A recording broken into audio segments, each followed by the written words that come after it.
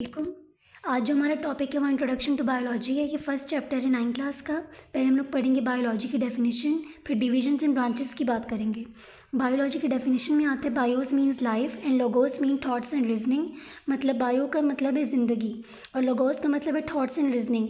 अब thoughts and reasoning का मतलब होता है कि फ़िक्री सोच रखना।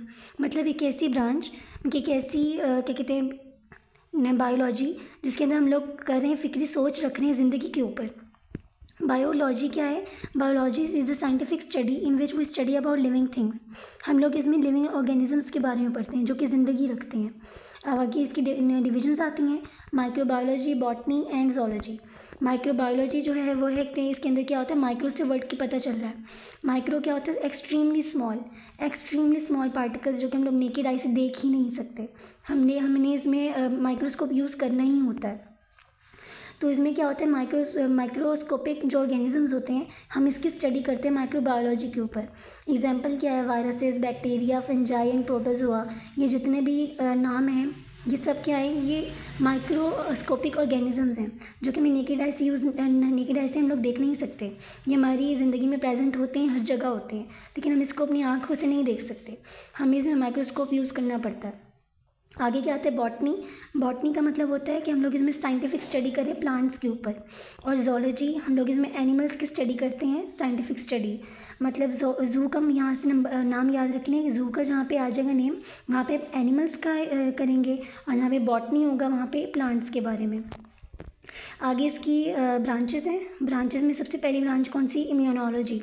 इम्यूनोलॉजी क्या होता है कि इसमें हम लोग इम्यून सिस्टम के बारे में पढ़ते हैं जो कि लिविंग ऑर्गेनिजम्स के लिए है। ये एक डिफेंस मैकेनिज़्म होता है जो कि हमें बचाता है माइक्रोब से और अदर इन्फेक्शन से। और आगे आता है फार्मेकोलॉजी क्या होता है कि इसमें हम लोग फार्मेसी के लफ्ज़ से आ रहा है, फार्मेसी है ना, इसमें हम लोग मेडिसिन रखते हैं। इसी तरह यहाँ पे फार्मेकोलॉजी मतलब मेडिसिन के ऊपर स्टडी कर रहे हैं हम लोग। इसके साथ मेडिसिन के साथ स्टडी करते करते हम लोग ये भी देखते हैं कि इफ़ेक्ट क्या डाल रहा है ये लिविंग ऑर्गेनिजम्स के ऊपर।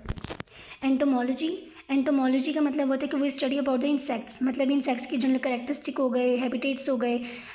इसकी एग्जांपल क्या है कि ड्रैगन फ्लाई जो कि ना बहुत से हार्मफुल इंसेक्ट्स को ख़त्म कर देता है जो कि बेनिफिशियल है ह्यूमंस के लिए। मॉर्फोलॉजी, इसमें हम लोग स्ट्रक्चर एंड ग्रॉस एग्जामिनेशन पढ़ते हैं ऑर्गेनिजम्स के ऊपर। इसकी 2 टाइप्स हैं, इंटरनल और एक्सटर्नल। जहाँ पे इंटरनल होगा ऑब्वियसली वहाँ पे हम लोग इंटरनल स्ट्रक्चर्स पढ़ेंगे लिविंग ऑर्गेनिजम्स के। जहाँ पे एक्सटर्नल होगा वहाँ पे हम लोग पढ़ेंगे external structures of living organism. Histology का मतलब होता है माइक्रोस्कोपिक स्टडी ऑफ टिश्यूज़। मतलब हम लोग टिश्यूज़ को माइक्रोस्कोपिक स्टडी करेंगे तो वो होगी हिस्टोलॉजी। सेल बायो का मतलब होता है कि हम लोग इसमें स्ट्रक्चर्स एंड फंक्शंस पढ़ेंगे सेल ऑर्गेनेलीज के एंड सेल्स के, तो ये क्या होगा? Cell biology.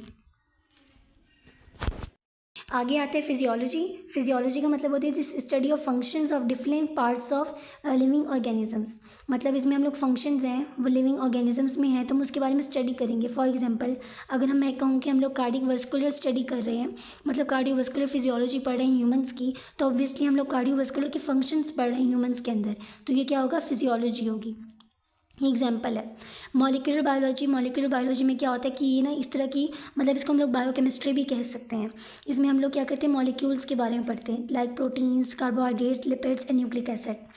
इसमें हम लोग क्या पढ़ते हैं कि प्रोसेसेस क्या हैं, केमिकल प्रोसेसेस क्या हैं और रिएक्शंस क्या हैं लिविंग ऑर्गेनिजम्स के ऊपर।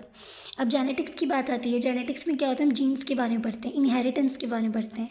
इनहेरिटेंस क्या होता है? जो कि विरासत होती है, वो एक पेरेंट्स से ऑफस्प्रिंग में ट्रांसफ़र होती है। आगे टेक्सोनोमी में क्या होता है कि हम लोग it is a branch of biology in which we study about scientific name of organisms.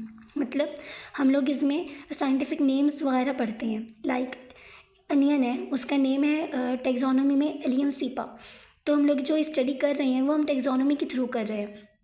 इसी तरह जो पोटैटो का है साइंटिफिक नेम वो है सोलेनम ट्यूबरोसम, तो ये जो साइंटिफिक नेम है वो टेक्सोनोमी के थ्रू है। पैलेंटोलॉजी में क्या होता है कि हम लोग फोसिल्स फ्यूल्स के बारे में पढ़ते हैं। इसकी टाइप्स हैं पेली बॉटनी एंड पेली जोलॉजी।